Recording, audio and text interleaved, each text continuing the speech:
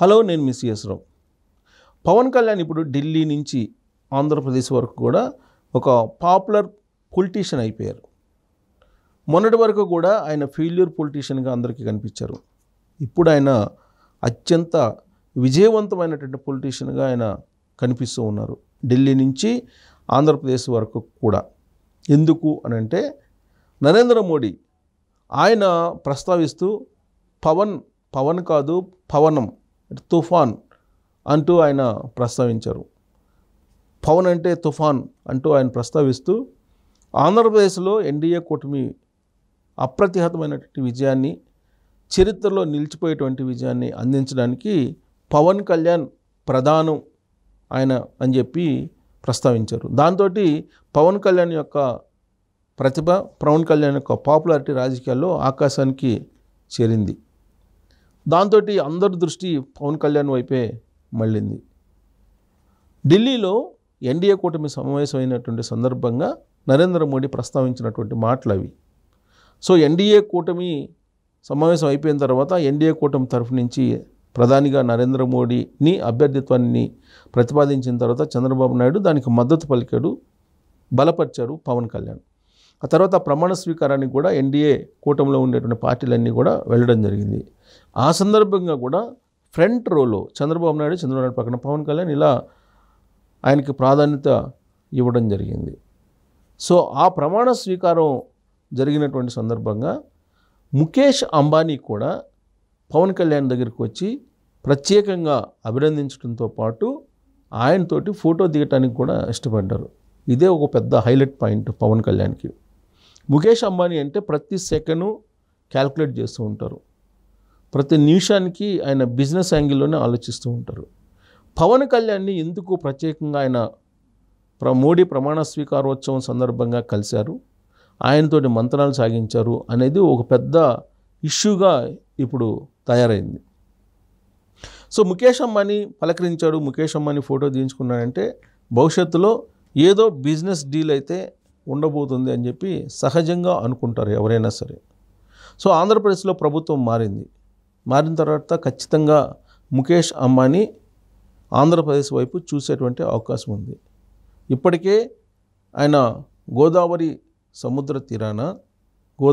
జిల్లాల తీరాన అంటే సముద్ర తీరాన గోదావరి జిల్లాల్లో ఆయన ఇప్పటికే గ్యాస్ తీస్తూ ఉన్నారు.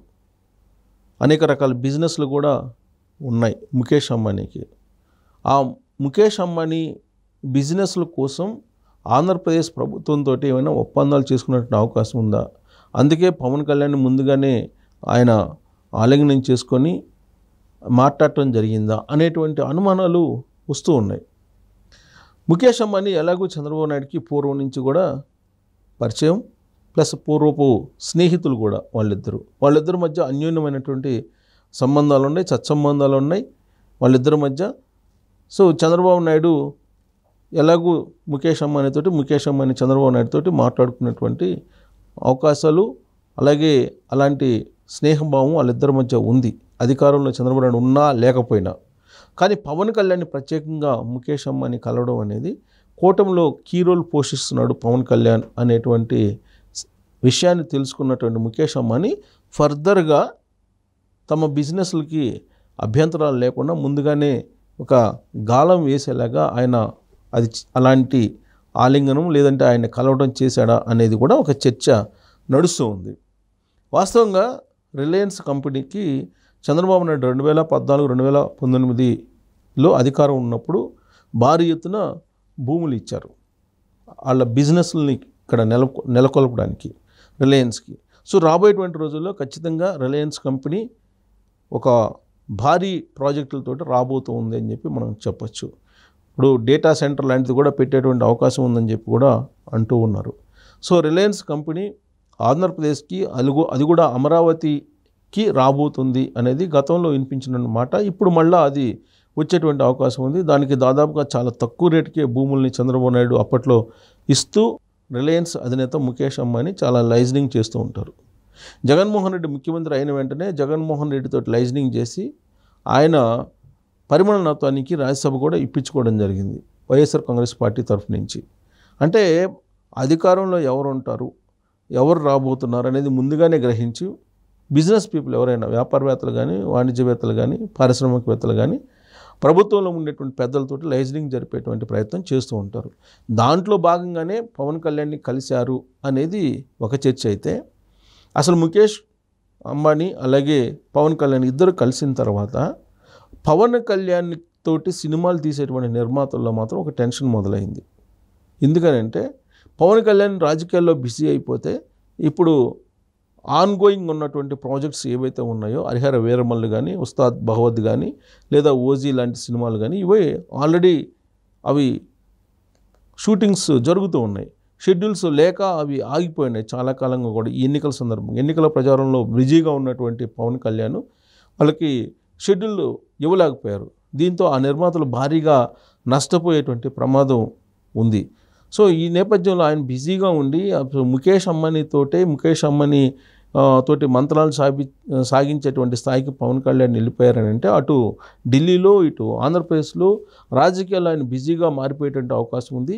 ఈ 3 సినిమాలకు సంబంధించి లేదా ఇప్పటికే ఆయన సినిమాలు చేస్తానని చెప్పి ఒప్పుకున్నటువంటి నిర్మాతలు ఎవరైతే ఉన్నారో వాళ్ళలో అయితే ఒక టెన్షన్, ఒక ఆందోళన అయితే మొదలైంది. అసలు షెడ్యూల్ ఇస్తారా లేరా, సినిమాకి సంబంధించిన షెడ్యూల్ ఇవ్వగలరా ఇవ్వలేరా అనేది.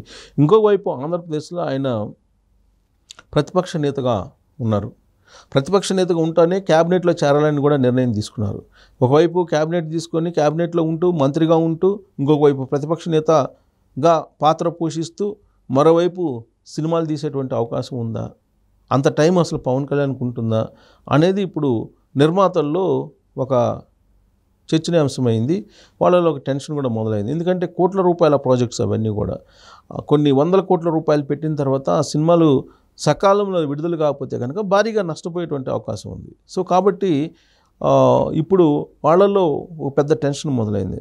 వాస్తవంగా అయితే బాలకృష్ణ అటు సినిమాల్ని ఇటు రాజకీయాల్ని సమన్వయం చేసుకుంటూ వెళ్తున్నారు. గతంలో కూడా ఎన్టీ రామారావు అటు రాజకీయాల్ని ఇటు సినిమాలను కూడా ఆయన సమాంతరంగా నడిపించలేదు, కానీ ప్రతిపక్షంలో ఉన్నప్పుడు సినిమాలకు ప్రాధాన్యత ఇచ్చాడు ఎన్టీ రామారావు. బట్ ముఖ్యమంత్రిగా ఉన్నప్పుడు మాత్రం టైం ఇవ్వలేపారు. అలాగే ఇప్పుడు పవన్ కళ్యాణ్ కూడా మంత్రిగా క్యాబినెట్లో చేరుతున్నారు కాబట్టి ప్రతిపక్ష హోదాను కూడా తీసుకుంటున్నారు కాబట్టి ఒకవైపు పార్టీని నడిపించడం, ఇంకొక వైపు మంత్రివర్గంలో కీలక రోలు పోషించడం, మరోవైపు ఢిల్లీలో ఆయన కీ రోల్ ఎన్డీఏలో పోషిస్తున్నారు కాబట్టి ఎన్డీఏలో కూడా భాగస్వామిగా ఉన్నారు కాబట్టి ఆయనకు అసలు షెడ్యూల్ కుదురుతుందా సినిమాలు తీయడానికి, లేదా రాజకీయాల వరకే పరిమితం అవుతారా అనేటువంటి ఒక చర్చ అయితే చాలా సీరియస్గా జరుగుతున్నటువంటి సందర్భంలో టాలీవుడ్లో ఉండేటువంటి ఆయన నిర్మాతల్లో మాత్రం ఒక ఆందోళన కనిపిస్తూ ఉంది.